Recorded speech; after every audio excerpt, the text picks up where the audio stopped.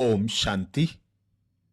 प्रजापिता ब्रह्मा कुमारी ईश्वरीय विश्वविद्यालय की प्रथम अध्यक्षा अथवा प्रधान बनने का श्रेय प्राप्त करने वाली, अपनी रूहानियत और ज्ञान की लोरी से सबको अपने वात्सल्य अथवा मातृवत प्यार का अनुभव कराने वाली, अपने विशेष पुरुषार्थ एवं उच्च धारणा व महान प्रतिभा से ओम राधे जगदम्बा सरस्वती के नाम से प्रसिद्ध मीठी मां, जिन्हें ब्रह्मा वत्स प्यार से मीठी मम्मा कहते, ऐसी मीठी जगदम्बा मां सन 1937 से 1965 तक ईश्वरीय विश्वविद्यालय की कन्याओं माताओं के अनोखे दल का नेतृत्व करती रहीं। जैसे मां अपने बच्चों के लालन पालन के अतिरिक्त शिशु काल में उनकी रक्षा भी करती है, वैसे ही उन्होंने ज्ञान की लोरी देने के साथ साथ दिव्य गुणों से सबकी पालना करते आध्यात्मिक संरक्षण प्रदान किया। ऐसी प्यारी जगदम्बा सरस्वती मम्मा का लौकिक जीवन परिचय बताते हुए ब्रह्मा कुमारी शांतामणि दादी जी कहती हैं, मम्मा का अलौकिक नाम राधे था। उनके पिता का नाम पोकरदास और माता का नाम रोचा था। उनका जन्म सन 1919 में अमृतसर में हुआ। उनकी एक बड़ी बहन थी जिसका नाम पार्वती था। उसकी शादी पहले ही हो चुकी थी और एक इनकी छोटी बहन थी जिसका नाम गोपी था। उसके पिता सोने चांदी का व्यापार करते थे और देसी घी के थोक व्यापारी भी थे। उनका व्यापार मुंबई, मद्रास और सीलोन अर्थात श्रीलंका में था। अचानक राधे के पिता की मृत्यु हो गई। सोने चांदी के व्यापार में और सट्टेबाजी में उनको इतना घाटा हो गया था कि वे एकदम खाली हाथ हो गए। इससे उनको हृदयघात हो गया। फिर राधे अपनी मां और छोटी बहन गोपी के साथ सिंध, हैदराबाद अपनी नानी और मामा के घर आ गई। वे अमृतसर से ही हैदराबाद, सिंध गए थे। विद्यार्थी जीवन में भी अद्वितीय लक्षण थे। इस प्रकार मम्मा की लौकिक जीवन कहानी बताते हुए ब्रह्मा कुमारी दादी शांतामणि जी आगे बताती हैं कि हैदराबाद में दोनों बहनें स्कूल में दाखिल हो गईं। राधे पढ़ाई में हमेशा नंबर 1 थी, गाने में नंबर 1 और डांस करने में भी नंबर 1 थी। स्कूल में जब भी कोई स्पर्धा होती थी तो राधे को ही प्रथम पुरस्कार मिलता था। राधे का मशहूर गीत था ट्विंकल ट्विंकल लिटिल स्टार। सफेद फ्रॉक और सिर पर हेट पहनकर राधे डांस करती थी तो लोग दंग रह जाते थे। राधे की हॉबी अर्थात शौक थी कि बाजार में जो भी नए बढ़िया कपड़े जाएं सबसे पहले वही खरीदती थी। इतनी फैशन की शौकीन थी।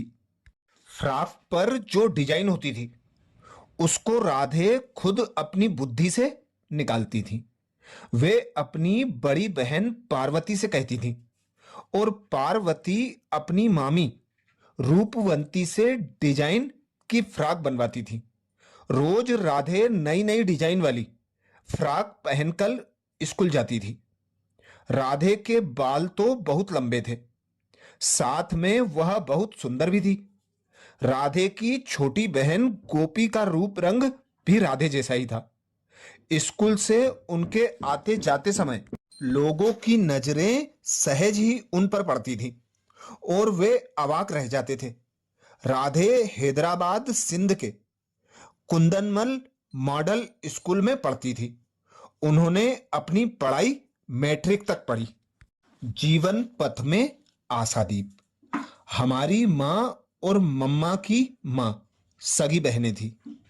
इनकी एक और बहन अर्थात हमारी दूसरी मासी थी। उसका नाम ध्यानी था। उसके पति का भी देहांत हो गया था। वह भी हैदराबाद अपने पियर घर अर्थात मम्मा के घर आ गई। इस प्रकार उस घर में दो बहनें अपने पतियों को खोकर और तीन बहनें अपने बाप को खोकर बहुत दुखी थीं। वे दो माताएं तो दुख से बहुत रोया करती थी और भगवान से प्रार्थना करती थी। हमारी माँ भी उनके घर जाकर प्रार्थना में उनका साथ देती थी। जप साहेब सुखमणि आदि पढ़कर सुनाती थी ताकि उनका दुख कम हो जाए और उनके मन को शांति मिल जाए। हमारी माँ उनके पास आया जाया करती थी तो इनको रोज बाबा की पत्नी यशोदा माता अपने घर की खिड़की से देखती थी। एक दिन रास्ते में जसोदा माता और हमारी माता की मुलाकात हो गई। उसने हमारी माँ से पूछा, आप रोज कहाँ जाती हो? हमारी माताजी ने कहा, हमारी दोनों बहनों पत के पति गुजर गए हैं। वे बहुत दुखी हैं। हम सब मिलकर शांति के लिए सत्संग करते हैं। तब उन्होंने कहा, दादा अपने घर में बहुत अच्छा सत्संग करते हैं। पहले आप आओ, अनुभव करो और आपको अच्छा लगे तो उनको भी लेकर आना। उनके निमंत्रण पर हमारी मां दूसरे दिन वहां गई। बाबा हाथ में गीता उठाकर उसके श्लोक पर समझा रहे थे। गीता के दूसरे अध्याय में आत्मा के ऊपर ही सारा ज्ञान है। जैसे कि आत्मा अमर अविनाशी है, मरती नहीं है। आत्मा पुराना शरीर छोड़ नया शरीर लेती है, इसलिए रोने की दरकार ही नहीं। यह सब आत्मा का खेल है, आदि आदि। बाबा जब सत्संग शुरू करते थे तब भी ओम ध्वनि लगवाते थे और पूरा करते थे तो भी ओम की ध्वनि लगवाते थे। ओम की ध्वनि सुनते ही सबको शरीर से भिन्न होने का अनुभव होता था। इसी प्रकार हमारी मां को भी यह अनुभव हुआ तो अगले दिन वह अपनी दोनों बहनों राधे की मां और ध्यानी माता को लेकर बाबा के पास गई। बाबा से आत्मा का पूरा ज्ञान सुनने के बाद और शरीर से भिन्न होने का अनुभव करने के बाद ये दुखी माताएं बहुत खुश हो गईं। सत्संग से घर लौटी हुई अपनी मां और मासी के खिले हुए चेहरे देखकर राधे को बहुत आश्चर्य हुआ। राधे ने उनसे पूछा, कल तो आप दोनों बहुत रोती थी, आज तो आपके चेहरे खुशनुमा खिले हुए हैं। वहां क्या मिला आपको? तब उनकी मां ने कहा, हम दादा के पास गए थे। वे बहुत अच्छा गीता के ऊपर समझाते हैं। तुम स्कूल में तो गीता के बारे में पढ़ती ही होंगी। तुम भी चलो, सुनने के बाद हमें भी उसका अर्थ समझाना। इस प्रकार राधे भी अगले दिन सत्संग में गई। जब राधे को बाबा ने देखा तब उसी पल बाबा को लगा कि यह मेरी वारिस बेटी है और राधे को भी उसी क्षण महसूस हुआ कि यह मेरा बहुत काल का बिछड़ा हुआ वही पिता है। बाद में बाबा जैसे लौकिक रीति से हालचाल पूछते थे वैसे राधे से पूछा, बेटी तुम क्या करती हो, कैसी हो, आदि आदि। जीवन का फैसला एक पल में मम्मा ने किया। उस समय राधे की आयु करीब 17 वर्ष थी। घर में राधे की शादी की बात चल रही थी। एक दिन बाबा ने राधे से पूछा, राधे तुमको पीतांबरधारी से शादी करनी है या सूट वूट वाले से? इस ज्ञान से स्वयं का कल्याण और विश्व का कल्याण करना है या शादी करके घर संभालना है? सोच विचार करके मुझे बताना। बाबा ने राधे को 24 घंटे का समय दिया था जवाब देने के लिए, लेकिन राधे ने एक पल में ही भविष्य जीवन का फैसला ले लिया और उसी पल बाबा को उत्तर दिया, बाबा, मैं गिरधर गोपाल की वही राधे हूं। मैं इस ज्ञान मार्ग में चलकर विश्व का कल्याण करूंगी। उसी दिन से लेकर बाबा राधे के ऊपर ज्ञान की वर्षा बरसाने लगे और ज्ञान का कलश भी रख दिया। राधे सत्संग में ओम की ध्वनि बहुत अच्छी करती थी। आने वाले सब ओम की ध्वनि से बहुत आकर्षित होते थे। इसके कारण सब उनको ओम राधे कहने लगे। बाबा भी ओम राधे कहने लगे। इस तरह राधे का नाम ओम राधे हो गया। ओम राधे बहुत सुंदर गाती थी। जब उसने ओम मंडली में आकर क्या देखा और क्या पाया, यह गीत लिखकर गाया तो बाबा बहुत प्रभावित हुए।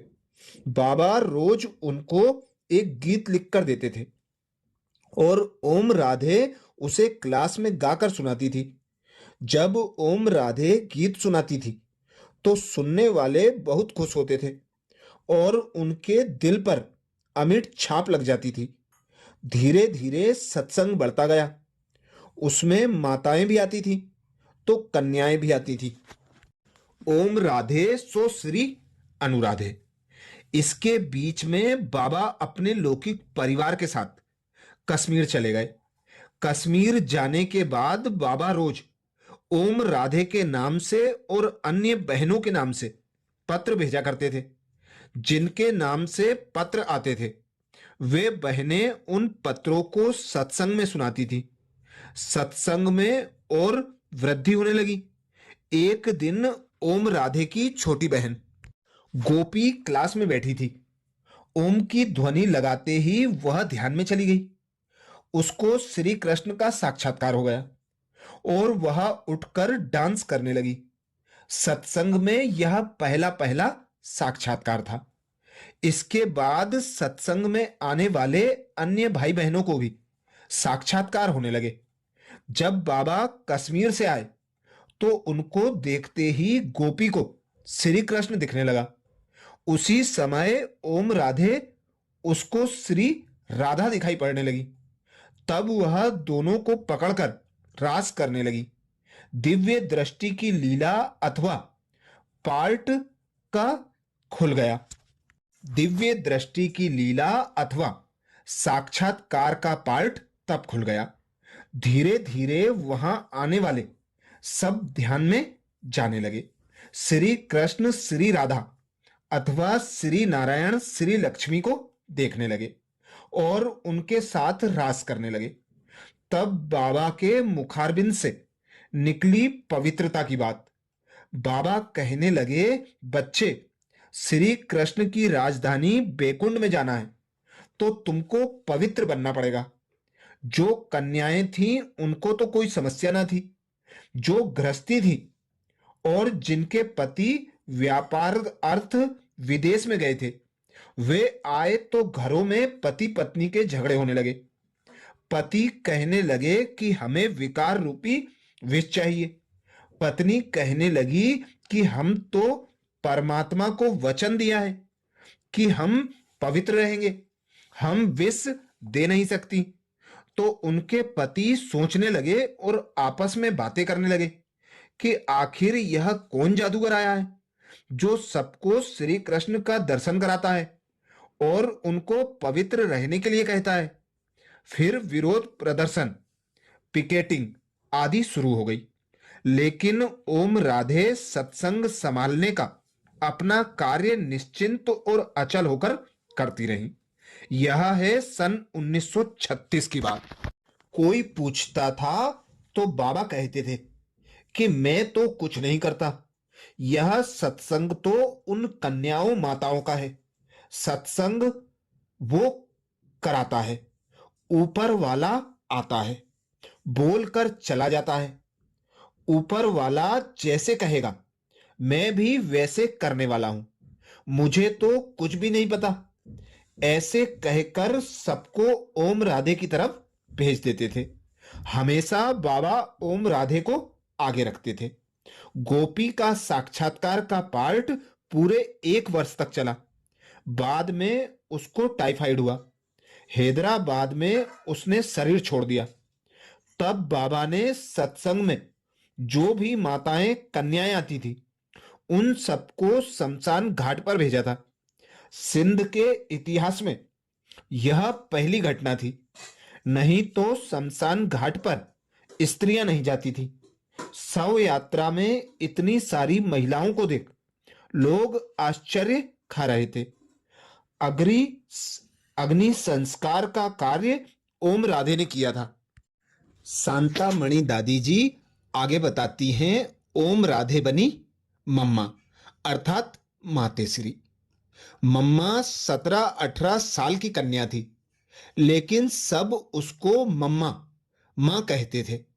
बाबा भी कभी मम्मा कहते थे, कभी बेटी कहते थे, कभी मम्मा बेटी दोनों कहते थे।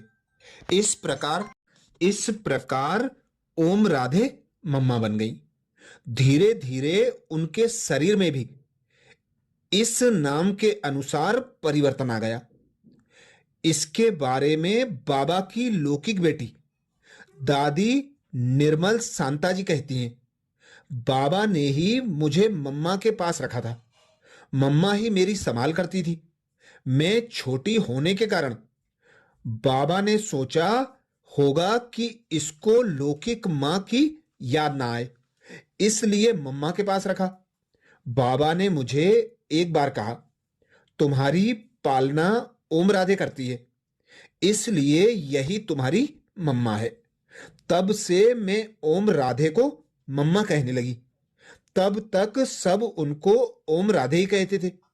मैंने ही सबसे पहले मम्मा नाम से पुकारना आरंभ किया। उसके बाद सब ओम राधे को मम्मा कहने लगे। दिन प्रतिदिन सत्संग में वृद्धि होती चली गई। तो बाबा ने ओम राधे को इस सत्संग के लिए अवैतनिक संचालिका नियुक्त किया और उनके साथ 8 अन्य ज्ञाननिष्ठ माताओं और कन्याओं की एक कार्यकारिणी समिति बनाकर अपनी समस्त धन और संपत्ति माताओं की समिति को समर्पित कर दी। मम्मा का पुरुषार्थ। मम्मा के व्यक्तित्व पुरुषार्थ के बारे में एक बात अति महत्वपूर्ण है कि मम्मा को एकांतवास बहुत प्रिय लगता था। वह रोज 2 बजे उठकर बहुत प्यार से बाबा को एकांत में याद करती थी। मम्मा की याद इतनी प्यार भरी रहती थी कि उनकी आंखों से प्रेम के मोती निकलते थे। मम्मा चांदनी रातों में बैठकर रात भर तपस्या करती थी। मम्मा और जसोदा माता। बाबा की लौकिक पत्नी जसोदा माता भी मम्मा को मम्मा कहती थी और मम्मा की गोद में जाती थी। इनके बीच में बहुत अच्छे और अति मधुर संबंध थे, क्योंकि जब जसोदा माता मम्मा को देखती थी तो उनको श्री लक्ष्मी का साक्षात्कार होता था। उनका भी बाबा पर और बाबा के महावाक्यों पर दृढ़ निश्चय था। हमने बाबा मम्मा के साथ बहुत खेला, घूमा, बहुत आनंद लिया। कराची में मम्मा, बाबा और हम एक स्थान पर नहीं रहते थे। बाबा अलग और मैं और मम्मा एक अलग स्थान पर। बाबा अपने स्थान पर रहकर सलाह सूचना देते थे और मम्मा हमें बताती थी। हम सभी मम्मा के साथ रहकर सभी कार्य करते थे। जब आबूर राजस्थान आए तो सब मिलकर रहने लगे। उस समय हम बाबा के संपर्क में ज्यादा रहे। आबू की ब्रज कोठी में मम्मा का तपस्या का पाठ चला। वहां भी हमें दिव्य साक्षात्कार होते थे, जिनसे बाबा हमें बहुत बहलाते थे। बेगरी पार्ट में मम्मा बाबा का जो पार्ट था वो आश्चर्यचकित कर देने वाला और अवर्णीय है। उस समय मम्मा बाबा दोनों जब तक सभी बच्चे नहीं खाते थे तब तक कुछ भी नहीं खाते थे। बाबा की उपस्थिति में मम्मा कोई राय नहीं देती थी। जैसे बाबा कहे, जो करने के लिए कहे वही करती थी और कराती भी थी।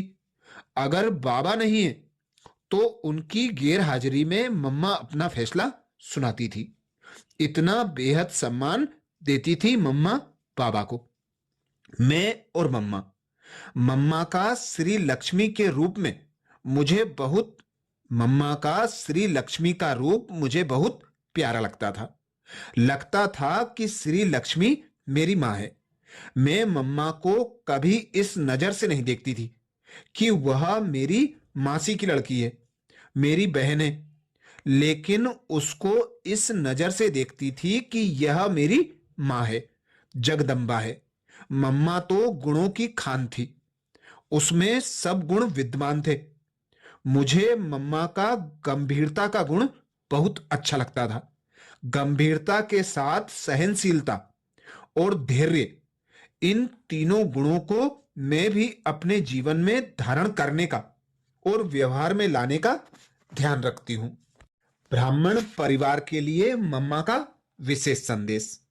मम्मा की तरफ से सर्व ब्राह्मण कुलभूषणों के लिए मेरा यही संदेश है कि मम्मा हमेशा कहा करती थी, ऑलवेज सी गॉड फादर और फॉलो ब्रह्मा फादर। तुम बच्चों को परफेक्ट संपूर्ण बनना है तो सदा शिव बाबा को ही याद करो, उसकी श्रीमत पर चलो और ब्रह्मा बाबा का अनुसरण करो। हुक्म चला रहा है, कभी शिव बाबा पर संशय नहीं लाओ, संपूर्ण निर्विकारी बनो। ब्राह्मण परिवार के लिए मम्मा का विशेष संदेश एक बार और सुनते हैं। मम्मा की तरफ से सर्व ब्राह्मण कुलभूषणों के लिए मेरा यही संदेश है कि मम्मा हमेशा कहा करती थी, ऑलवेज सी गॉड फादर और फॉलो ब्रह्मा फादर। तुम बच्चों को परफेक्ट अर्थात संपूर्ण बनना है तो सदा शिव बाबा को ही याद करो, उसकी श्रीमत पर चलो और ब्रह्मा बाबा का अनुसरण करो। हुक्म चला रहा है, कभी शिव बाबा पर संशय में नहीं आओ, संपूर्ण निर्विकारी बनो।